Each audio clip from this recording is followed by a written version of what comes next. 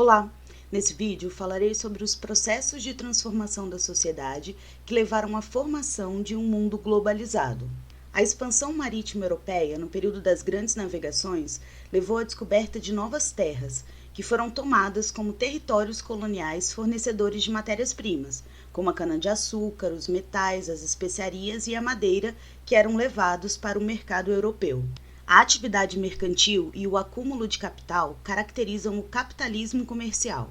Portugal, Espanha, Holanda, França e Inglaterra expandiram seus domínios territoriais e fundaram colônias de exploração. Essas nações estabeleceram regras para o comércio mundial. As colônias só podiam manter relações comerciais com a sua metrópole, ou seja, um monopólio comercial. Surge a primeira divisão internacional do trabalho. As colônias enviavam matérias-primas e as metrópoles produtos manufaturados. O capitalismo comercial transformou o sistema econômico e produtivo. A Revolução Industrial alterou radicalmente as relações de trabalho e a capacidade de produção, ampliando os lucros. A atividade industrial ampliou a divisão do trabalho no interior das fábricas. Surgiram assim os modelos de produção, como o taylorismo, o fordismo e o toyotismo. O trabalho virou uma mercadoria, vendida em troca de um salário. O capitalismo industrial fortaleceu as ideias econômicas liberais, como a livre concorrência e a circulação de riquezas. As máquinas a combustão e o uso do petróleo e da eletricidade alavancaram a produção na segunda revolução industrial. A dite no capitalismo industrial é muito semelhante à da fase comercial.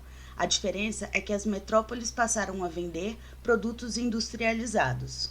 O acelerado crescimento da economia capitalista favoreceu a formação de gigantescos impérios industriais e comerciais, grandes bancos e instituições financeiras. Os altos investimentos para acompanhar as inovações tecnológicas levaram as empresas a se unirem e formarem grandes monopólios e oligopólios em vários setores da economia. Os bancos e instituições financeiras protagonizavam o desenvolvimento da economia e atuavam como financiadores da produção, dando início a um intenso processo de concentração do capital. O capital industrial e o capital financeiro, em um mercado de grandes corporações, configuram uma nova fase, o capitalismo financeiro monopolista. Muitas empresas se estruturaram com capital aberto e se transformaram em sociedades anônimas com ações negociadas nas bolsas de valores. O liberalismo econômico e a consolidação do mercado de capital ampliaram a capacidade financeira nas grandes corporações, tornando-as mais competitivas e acelerando o crescimento da economia mundial no início do século XX. O excesso de produção e a incapacidade de absorção do mercado consumidor desencadearam a Grande Depressão Econômica, também chamada de Crise de 1929.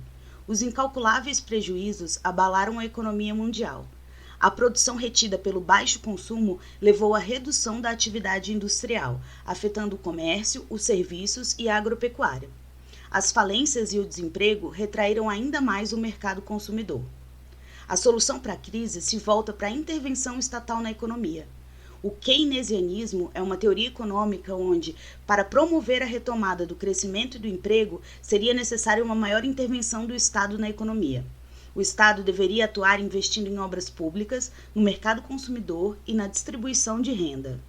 Os avanços técnicos e científicos das décadas de 1970 e 1980 levaram a uma terceira revolução industrial, ou revolução técnico-científica informacional. As avançadas tecnologias da informação levaram a uma nova fase, o capitalismo informacional, caracterizado por acelerados fluxos de informação, capital e mercadorias pelo espaço mundial. A informação tem papel fundamental na crescente interdependência entre conhecimento científico, tecnologia e produção. As inovações tecnológicas cada vez mais determinam a produtividade, a concorrência e os lucros. A expansão do capitalismo alterou a divisão internacional do trabalho. Com a dispersão das empresas multinacionais e transnacionais, alguns países em desenvolvimento, como é o caso do Brasil, México, Argentina, África do Sul, Índia, Coreia do Sul e Singapura, também se industrializaram. A atual dite é mais complexa, com países industrializados e desenvolvidos economicamente, países industrializados e em desenvolvimento e ainda países não industrializados com economia predominantemente agrária. Vimos até aqui as 4 fases do capitalismo: o capitalismo mercantil, séculos XV a XVIII, o capitalismo industrial no século XVIII e XIX, capitalismo financeiro, século XX e início do XXI, e capitalismo informacional, do século XXI. As políticas intervencionistas são colocadas em xeque na década de 70, e as ideias econômicas neoliberais ganham força, defendendo a diminuição do Estado na economia, redução da carga tributária, privatizações e desregulamentação. De acordo com os princípios do neoliberalismo, caberia ao Estado apenas disciplinar a economia de mercado, combater os excessos da livre concorrência, controlar a inflação e incentivar investimentos privados. O neoliberalismo promoveu a redução das barreiras alfandegárias para intensificar os fluxos globais de mercadoria e capital, favorecendo também a expansão das multinacionais. As inovações nos setores de transporte e telecomunicação transformaram o mundo, reduzindo distância e permitindo o acesso à informação de maneira quase instantânea. Os avanços nos meios de transporte, cada vez mais rápidos e eficientes, encurtaram os tempos de deslocamento e permitiram uma maior circulação de pessoas, informação e mercadorias, condições necessárias para o avanço da globalização. O conceito de globalização é complexo e gera divergências. A definição dependerá do ponto de vista analisado e pode representar uma integração do espaço mundial, um sistema econômico mundial ou até mesmo uma segregação digital. Para Schultz, globalização engloba a reconfiguração da geografia social a partir de uma crescente conexão interplanetária entre as pessoas.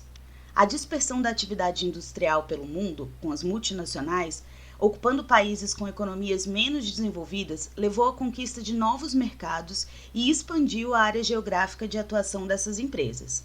Países como Brasil, México, Argentina, África do Sul, Índia e Coreia oferecem grandes vantagens como mão de obra barata e abundante, recursos naturais para matéria-prima, leis trabalhistas e ambientais mais flexíveis, mercados consumidores em expansão, liberdade para o retorno dos lucros ao país de origem e até concessão de incentivos fiscais. A expansão das multinacionais alterou as relações econômicas e comerciais entre os países. A organização do sistema produtivo também foi alterada. As diferentes etapas de fabricação e montagem foram fragmentadas e espalhadas pelo mundo. Algumas, inclusive, terceirizam parte do processo de produção para outras empresas. O objetivo é diminuir os custos operacionais da produção e aumentar o lucro, produzindo no países com melhores vantagens. Diversos produtos têm seus inúmeros componentes fabricados em países diferentes e depois encaminhados para a unidade de montagem final, de onde serão exportados para o mercado mundial. A integração dos espaços mundiais, promovida pelos avanços nas telecomunicações e transportes, aumentou vertiginosamente os fluxos de mercadoria, informação, capital e pessoas pelo mundo. O comércio internacional cresceu expressivamente e os meios de transporte se modernizaram e ficaram mais eficientes, aumentando a capacidade de carga e reduzindo os custos. Os fluxos de informação se tornou um dos mais dinâmicos com o desenvolvimento e avanço de tecnologias de informação e comunicação. Hoje temos uma rede de telecomunicações por onde gigantescos volumes de dados, textos e imagens circulam cada vez mais rápido, conectando lugares geograficamente distantes. As tecnologias de informação e da mídia estão organizando velozmente a forma como as pessoas trabalham, fazem negócios, compram, educam, viajam, relaxam e se relacionam individualmente. As redes e os fluxos ainda se concentram nos países mais ricos e desenvolvidos, que detêm o monopólio das redes de comunicação e produção de equipamentos de telecomunicações. O fluxo de capital, como ações, títulos e moedas, também ocorre por meio dessa complexa rede de comunicação mundial. A maior parte dessas operações financeiras acontece nas principais bolsas de valores do mundo.